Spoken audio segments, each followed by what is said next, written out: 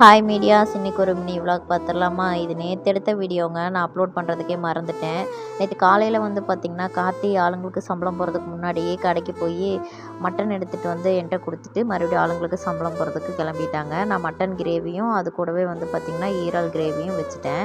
போன வாரம் ஞாயிற்றுக்கிழமையும் இதே தாங்க சமைச்சேன். இந்த வாரமும் அதே தான் சமைச்சேன். இந்த வாரம் எக்ஸ்ட்ரா வந்து பார்த்திங்கன்னா ஆளுங்களுக்கு சேலரிலாம் போட்டு முடிச்சதுக்கப்புறம் வந்து பார்த்திங்கன்னா செவரொட்டி எடுத்துகிட்டு வந்திருந்தாங்க. இது வந்து எப்போ யார் வந்து கொடுத்தாலுமே கார்த்தி வந்து அது டக்குன்னு வந்து ஏதாவது குழம்பு மாதிரியோ இல்லை ஏதாவது ஒன்று செஞ்சு கொடுத்துருவாங்க. அவ்வளவோ கிடைக்காதுங்க. இது வந்து பார்த்திங்கன்னா ரூ. 150 இந்த ஒரு குட்டி பீஸ் வந்து ரூ. 150 வாங்கிட்டு வந்தாங்க. அவங்க வர்றதுக்குள்ளவே நான் எல்லாமே சமைச்சு ரெடி பண்ணி வச்சுட்டேன். இதையும் நான் தான் சமைக்கணுமா அப்படின்னு கேட்டேன். இல்லை இதை நீ செய்ய வேண்டாம் அப்படின்னு சொல்லிட்டு அவங்க சாப்பிட்டு முடிச்சதுக்கப்புறம் எனக்கு இது வந்து ரெடி பண்ணி கொடுத்தாங்க. ஏன்னா நானாக சமைச்சு நானாக சாப்பிட்டேன் அப்படின்னா எப்பயுமே வந்து அது வாமிட் வர மாதிரியே இருக்கும் அப்படின்னு சொல்லிட்டு, நீ சமைக்க வேணாம் நானே சமைச்சு தரேன் அப்படின்னு சொல்லிட்டாங்க. குழம்பு மாதிரி வைப்பாங்க அப்படின்னு நான் பார்த்தேன்.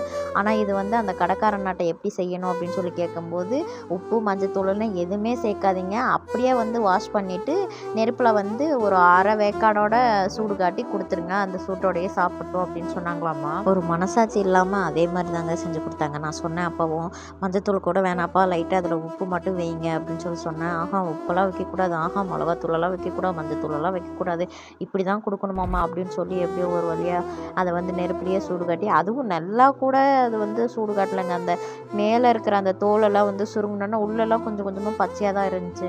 அவங்க அதை செய்யும்போது நான் பார்க்காம இருந்திருந்தா கூட, உப்பெல்லாம் போட்டேன்ப்பா அப்படின்னு போய் சொல்லியிருந்தா கூட, சரிங்க நல்லா தான் இருக்குது அப்படின்னு சொல்லிட்டு நான் சாப்பிட்டு வந்துருப்பேன்.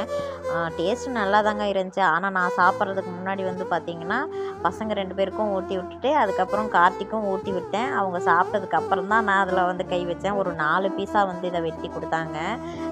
ஓரளவுக்கு ஓகே தான். ஆனால் அது சூடு ஆறுனதுக்கப்புறம் வந்து பார்த்திங்கன்னா சாப்பிட்றதுக்கு ஒரு மாதிரி திகட்டி விட்டுருச்சுங்க. அது இல்லாமல் அதை பிக்கிறப்ப உள்ளெல்லாம் வந்து பார்த்திங்கன்னா அது கொஞ்சம் பச்சையாக இருக்கிற மாதிரியே இருந்துச்சுங்களா, அதெல்லாம் ஒரு மாதிரியாக பார்க்குறதுக்கு இருந்துச்சு. இருந்தாலும் இந்த மாதிரியெல்லாம் சாப்பிட்டா தான் ரத்தம் ஊறும் அப்படின்னு சொல்லி சொல்கிறாங்க. உப்பு போடாமல் சுட்டு கொடுத்ததுக்கு ஒரு டயலாக் ஒன்று சொன்னாங்க. உப்பு போட்டு அதை சாப்பிட்றாங்க பார்த்தீங்களா, அவங்க வந்து பார்த்திங்கன்னா டேஸ்ட்டுக்காக சாப்பிடுவாங்களாம்.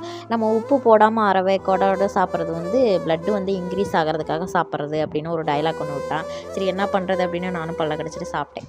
நீங்கள் இந்த செவரொட்டியெல்லாம் சாப்பிட்ருக்கீங்களா? அப்படி சாப்பிட்ருக்கீங்க அப்படின்னா குழம்பு வச்சு சாப்பிடுவீங்களா, இல்லை இந்த மாதிரி சுட்டு சாப்பிடுவீங்களா, இல்லை அரவேக்காடாக சாப்பிடுவீங்களான்னு மறக்காமல் கமெண்ட்டில் சொல்லுங்கள், நானும் தெரிஞ்சுக்கிறேன்.